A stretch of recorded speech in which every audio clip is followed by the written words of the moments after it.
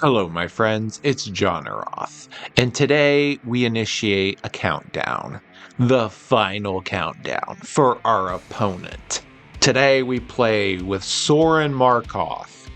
Sorin Markov is a 6-mana planeswalker who starts with 4 loyalty. His +2 ability deals 2 damage to any target and you gain 2 life. That's okay. You can use it to wipe out creatures, gain life. His -3 ability is what we really care about the most in this deck. -3, target's life total becomes 10. So if your opponent has 25 life and you cast Sorin onto the battlefield, the very first time you initiate his special ability, your opponent's down to 10. They've literally already lost 15 life, over half of their life. So once you've done that, what you need to do is kind of close out your victory, right? This deck is built around that other component, getting your opponent to 0 from there. Sorin gets us the first step, and the rest of this deck is focused on chipping life away at your opponent. So if you look at the deck I've created, we have in the 1-drop slots a lot of ramp and 2 and 3-drop slots too. A lot of ramp cards because Sorin costs a lot to get on the battlefield. We have Chrome Mox, we have Dark Ritual, we have a lot of ramp artifacts, Arcane Signet, Guardian Idol, Jet Medallion, Mind Stone, Solar Transformer, Iron Crag, Worn Power Stone, Solemn Simulacrum. A lot of ramp cards in this deck because of the expense and cost of getting out Sorin and some of the bigger cards that we have in here. Once you've gotten Sorin on the battlefield, you've gotten them low on life, well, we have to close that gap. And how do we do that? We have several combos in here that can destroy our opponent. Specifically, we have the combo of Veto, Thorn of the Dusk Rose, in conjunction with Exquisite Blood. Basically, one says when you gain life, your opponent loses life, and the other one says when your opponent loses life, you gain life. You get 2 of those on the battlefield, you just instantly win that turn because it's just going to create a cycle of damage and you gaining life. We've got other parts of that combo that you can create too using Bloodthirsty Conqueror and the enchantment Enduring Tenacity, which those do also help. We've also got several spells where if you get your opponent to 10 life and it's the latter part of the game, you just can cast the spell and win. For example, we have Corrupt, which deals damage to any target, including your opponent, based off of the number of swamps you have. So if they're at 10, you have 10 swamps, they're dead if you cast this. We also have other cards that are very similar in nature to help deal with this, such as Tendrils of Corruption, where you can deal a lot of damage to an opponent or to a creature and gain that amount of life back. We've got a lot of planeswalkers to help support you. Liliana the Dark Realms, Liliana the Veil, Liliana Dreadhorde General. Apparently I made this as a sub-Liliana themed deck without even being aware of it. Ashiok, and then of course another Sorin who can create creatures to soar over the battlefield and deal more damage to your opponent. So this deck is really focused on chipping away at your opponent's life and getting them to just die before they can do anything else. So let's initiate the final countdown for our victory, taking Sorin into the queue and getting some wins by chipping away at their life. Let's go!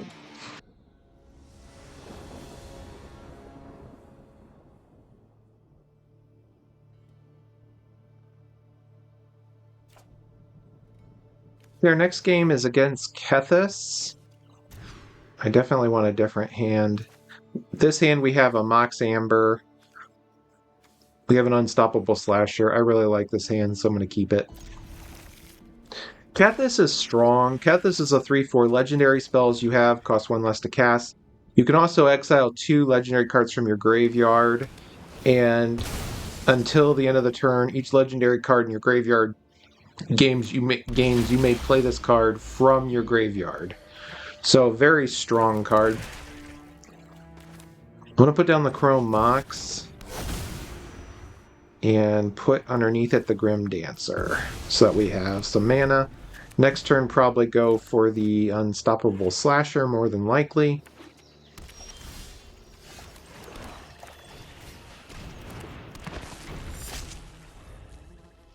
If we can hit him one time with the Unstoppable Slasher, That will be a very strong move. Okay, he summons Kethis. We're going to kill Kethis with the Go for the Throat. Hit him and take off half of his life with the Unstoppable Slasher.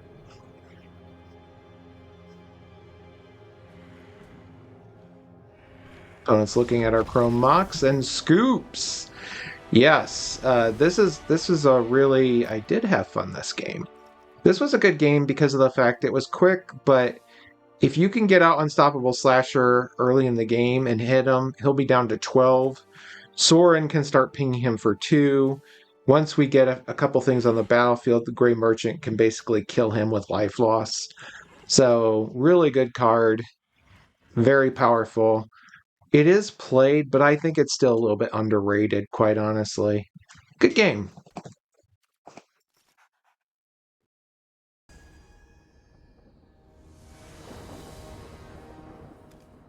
Okay, for our next opponent, we are fighting Big Chungus, who is playing the Hourglass Coven, a pretty strong alchemy commander.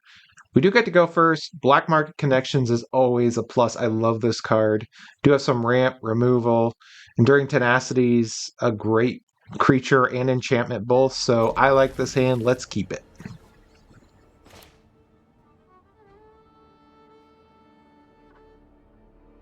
Let's see who wins. Sorin or some random hags. Put down our first land. The Hourglass Coven is a hag warlock. We're going to ramp. It is a 6 mana, 3/3.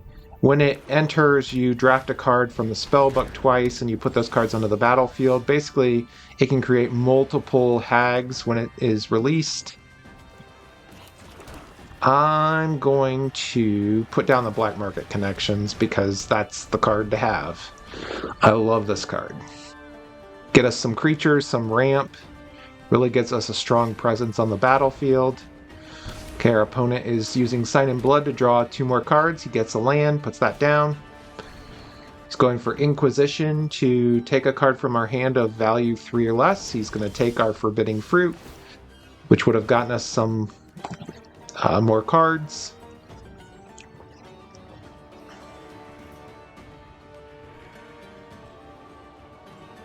We are going to use the full Black Market Connection spectrum.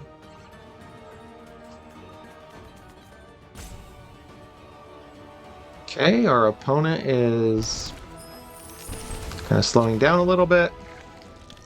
I'm going to put down the Enduring Tenacity. Throw down a Swamp. Pass the turn. Enduring Tenacity is a great card. Whenever we gain life, our opponent loses that much life, and when it dies, it becomes an enchantment with the same ability. So super strong card. Very strong effect. Okay, our opponent's tapping his mana really carefully.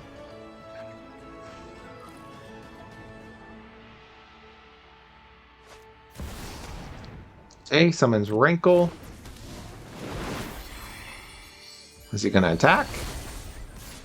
Yes, he is. Okay.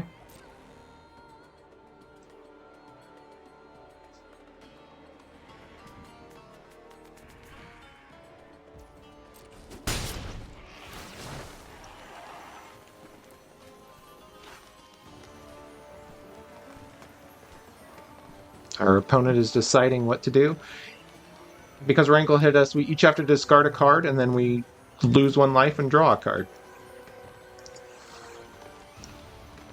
I really don't want to discard any of these cards, but I will get rid of the Swamp. Hope we draw another one.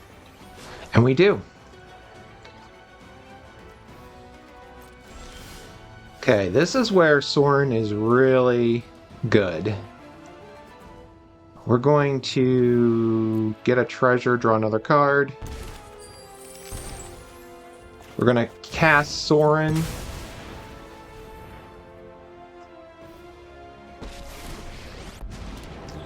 We're going to get our opponent down to 10.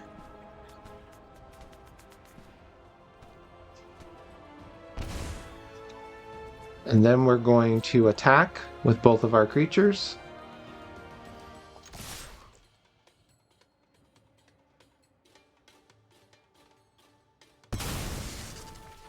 Okay, he's going to sacrifice Rankle to the Phyrexian Tower to get himself 2 mana.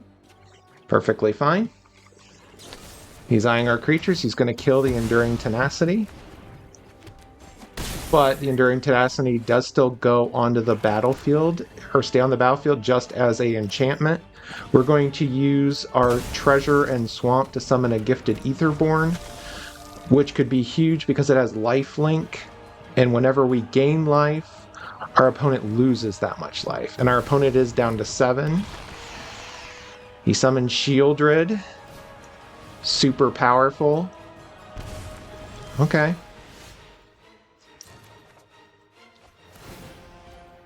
Okay.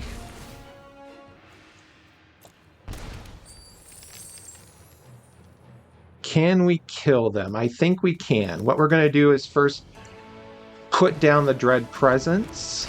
Remember, we have this Enduring Tenacity card on the battlefield. So we're going to put down a Swamp, do 2 damage to our opponent. We gain 2 life, which will cause him to lose 2 more damage. We can then kill him with Sorin, or we can attack with both creatures for the win. Either way, we've closed it out. Our mono black deck is supreme. Good game.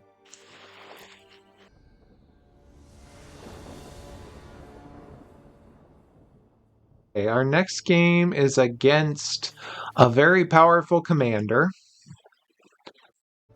the Gitrog monster.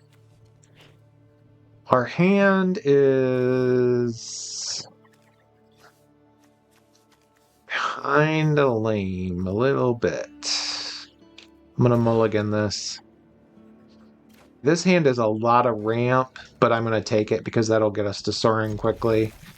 The Gitrog monster is a 5 mana 6/6 with Death Touch. You can sacrifice whenever a land is put into the graveyard from anywhere you draw a card, you can put additional lands down every turn. And you have to sacrifice a land in order to keep the Gitrog monster on the battlefield. It's in one of my favorite color combinations, Golgari, green and black, which has a lot of strong removal, a lot of ramp. So this is going to be a tough fight. No doubt about it. Okay, we're going to ramp ourselves and put down an Arcane Signet.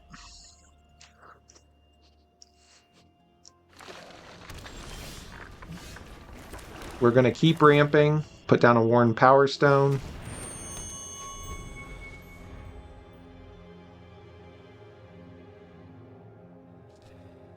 We do have enough mana to get out Sorin, unless he destroys one of our artifacts, which is pretty good.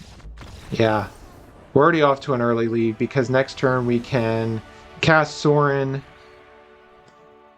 take him down to 10 life, get the Grim Dancer out, eliminate his creatures, and just beat him to death from there. So unless he had some artifact removal, there was really no way he was going to come back from that based off of our ramp. Good game.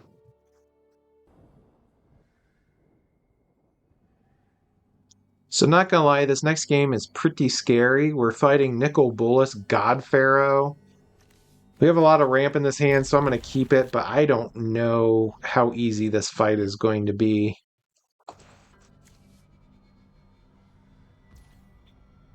Nicol Bolas is a 7 mana planeswalker that has so many effects on it. We're going to put down a swamp and ramp with Ironcrag. You can make your opponent exile 2 cards. You can exile cards off the top of their library and then cast cards. You can do 7 damage to someone. It's really quite crazy how much you can do with that. And our opponent just summoned a Ragavan, which is not great. I'm going to summon Karn.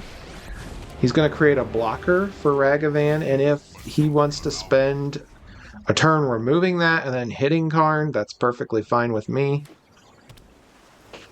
He may also go for the treasure, attacking us directly to get more ramp. Okay, he's trying to steal one of our artifacts. Not great. We are going to block Ragavan, though, and kill him, so that turned out to be worthwhile.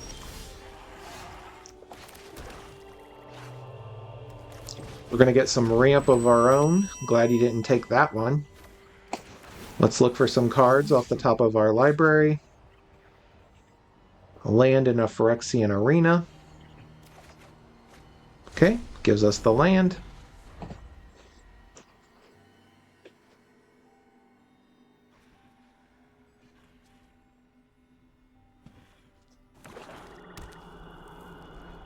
Our opponent now has 6 mana.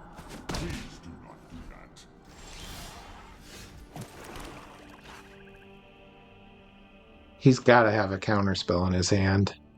There's just no way he doesn't.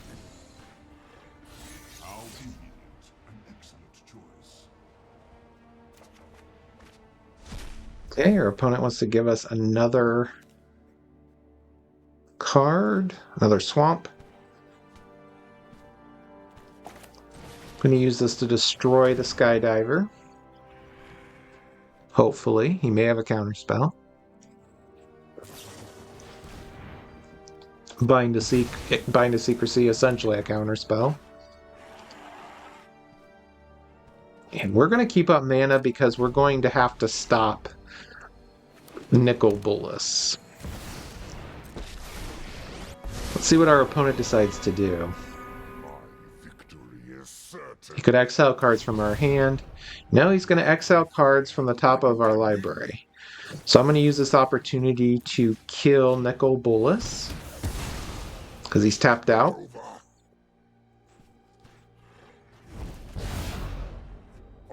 Okay, he does get a Ritual Chamber, which allows him to unlock a demon. That's pretty good.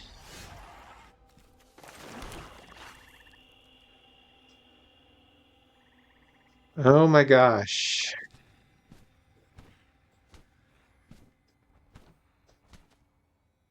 Is there a way... We have a combo in our hand. We have Exquisite Blood,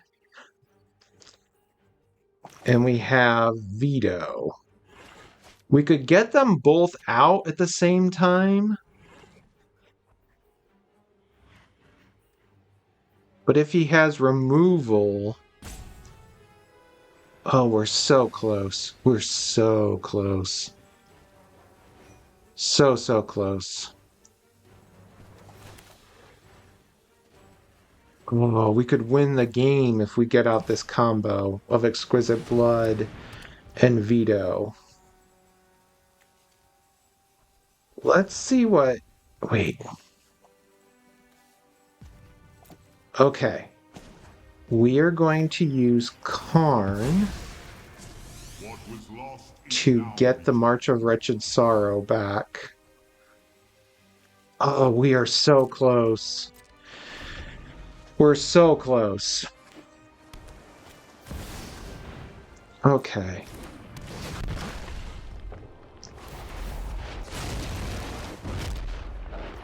Let's see if we can win this. We're going to discard the swamp. It all depends on what his last card is. If he has a counter spell, okay. Alright. You ready for this? We have a combo here. I think we're going to pull it off. So Exquisite Blood says that whenever an opponent loses life, you gain that much life. And then Veto says whenever you gain life, target opponent loses that much life. So watch this. We're going to cast Veto. We're going to take March of Sorrow and do 4 damage to Nicol Bolas. We're going to gain 4 life. He's going to lose 4 life. We're going to gain 4 life. He's going to lose 4 life. And we did it. We did it. Look. And basically that cycle's going to continue over and over again because we have that loop in our deck where whenever an opponent loses life, we gain the life. And then as we gain the life from Vito, they lose the life, and it's stuck until they die. So we pulled off the combo. We do have several cards in our deck that will get us that combo, so that was really cool to see. Really good game. Thank you, Maverick Man, for letting me pull that off. Thank you, my friends, for watching my video featuring Sorin Markov. Sorin is a lot of fun to play as a commander. I would put him in the low B tier as far as rating for him as a commander for this deck. You will get paired against a variety of opponents. Some of your opponents will overwhelm you. Some of them will. Especially if they're a very fast deck. Ragavan comes to mind, or any of those types of commanders. They're going to sometimes overwhelm you before you can turn the tables on them. But once you get Sorin onto the battlefield and you kind of pull off cutting their life down to 10, you usually will have a firm strategy in place for finishing that remaining damage that you need to get the win. And it's a lot of fun to play. I love mono black decks. I build more of those than anything else. Just look at the videos that I have. And Sorin is another one that can be a blast to play. And as I mentioned, some of the games are challenging, but others you'll get paired against a little bit more fair opponents, and you will just dominate those games. And they're a lot of fun to play. I did put the deck list in the description below, and wanted to say thank you so much for watching my video. Don't forget to like. Don't forget to subscribe. Don't forget to put comments in my videos. I love interacting with the community of Magic. I'm really passionate about this game, and I'd love to hear any thoughts you have about this deck. Thank you so much for watching. Have a great day.